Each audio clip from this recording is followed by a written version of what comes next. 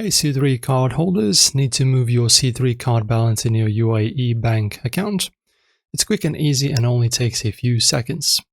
Firstly guys, install the C3 Pay app. You can download it from the Google Play or App Store.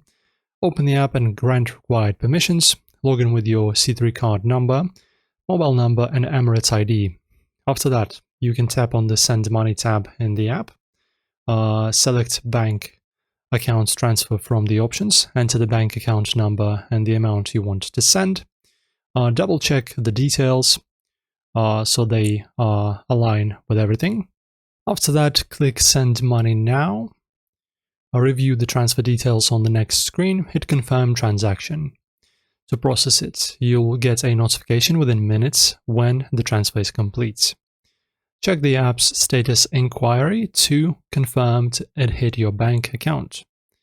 And that's pretty much it, guys. Your C3 card funds are now in your UAE bank account. Got tips for C3 transfers? You can kindly share them below in the comment section. Also, guys, if you want to support us, press like and subscribe to the channel. Very much appreciated. Thanks a lot and see you next time.